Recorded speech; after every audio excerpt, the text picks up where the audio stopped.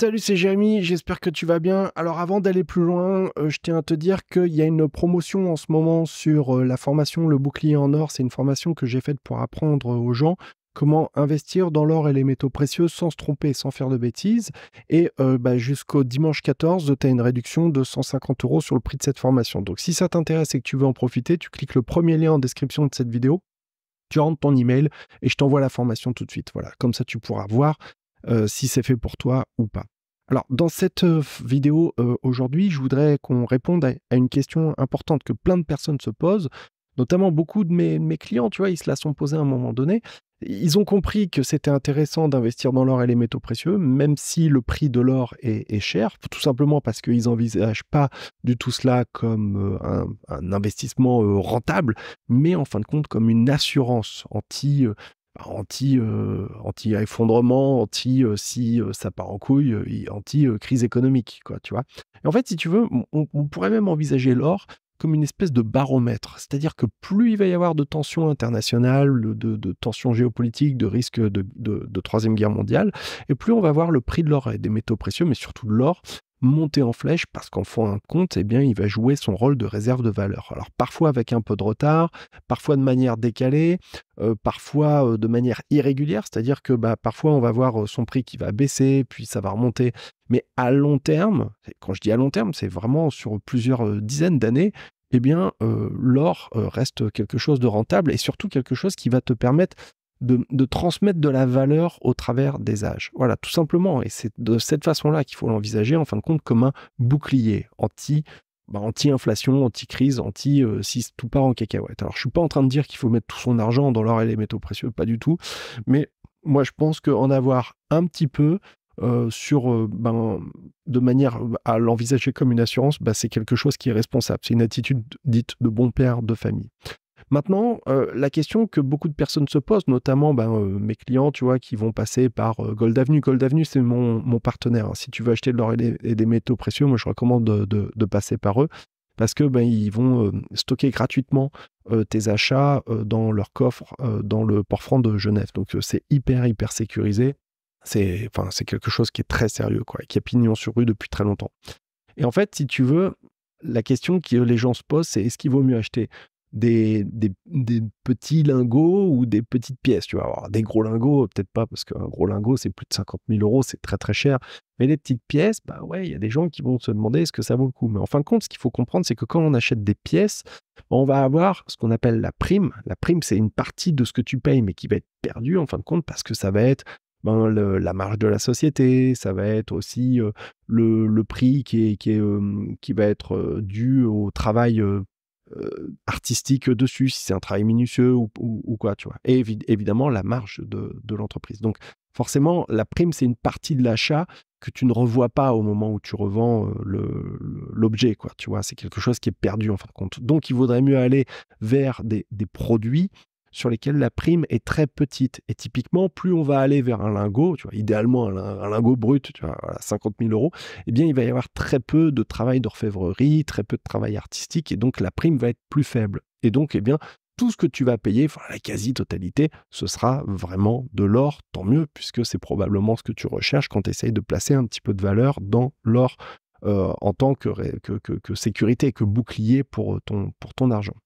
Alors, ceci étant dit, il y a plusieurs types de lingots. Il y a des petits lingotins, on en trouve même pour moins de 100 €. Tu peux acheter un petit lingot, c'est très bien. Mais en fin de compte, moi, ce que j'aime bien avec les pièces, eh bien, c'est d'une certaine façon leur liquidité. Ou même les petits lingotins, on va avoir une assez bonne liquidité aussi, mais avec les pièces, parfois peut-être même encore plus. C'est-à-dire qu'une pièce, ça se glisse dans la poche, une pièce, ça se glisse dans un porte-monnaie. Et si tu achètes une pièce d'or 999, normalement, ça ne sonne pas dans les portiques aux aéroports, tu m'as compris.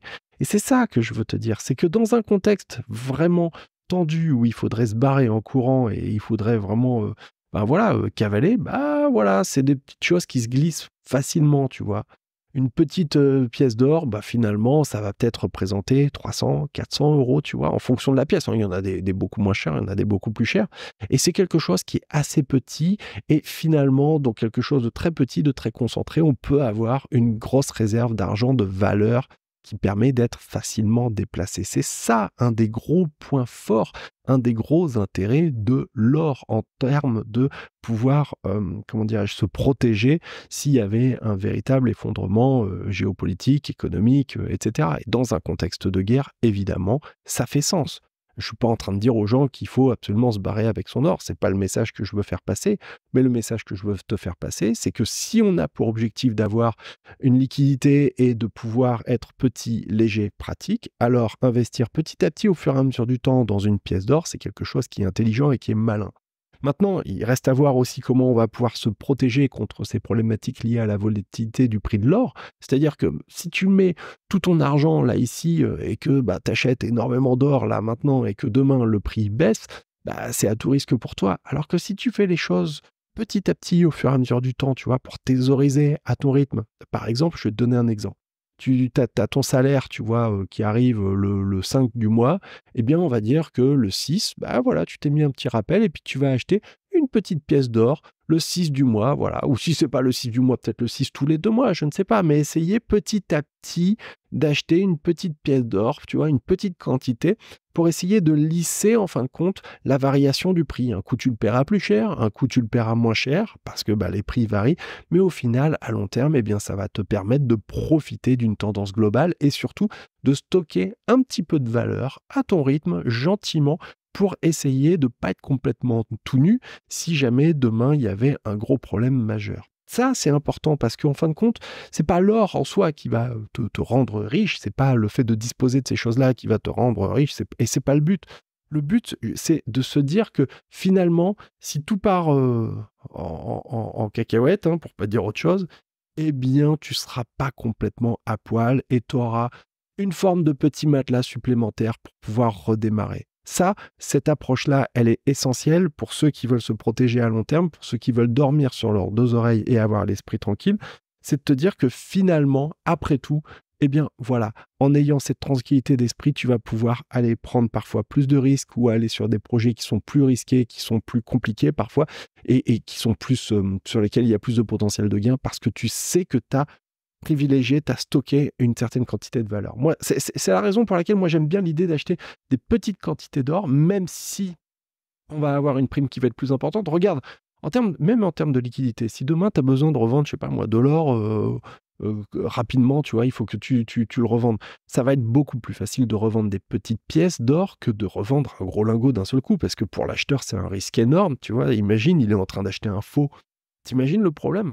Et donc voilà, on peut imaginer que si on avait un véritable effondrement, il y aurait un problème de confiance entre les gens aussi. Et c'est déjà le cas, on va pas se mentir.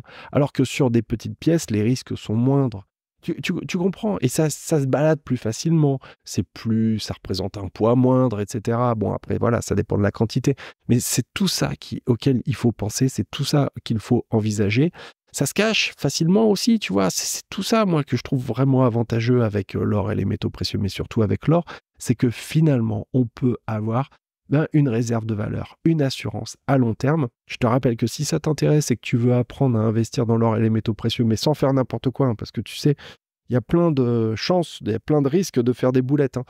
Jusqu'au dimanche 14, tu as droit à une réduction de 150 € sur la formation Le Bouclier en Or. Profites-en. Il y a le lien en dessous de cette vidéo. Tu rentres ton email et tu peux en profiter là, tout de suite, maintenant. Je te souhaite une bonne journée et je te dis à demain. On fera une autre vidéo toujours sur la thématique de l'or et les métaux précieux. Salut chez toi.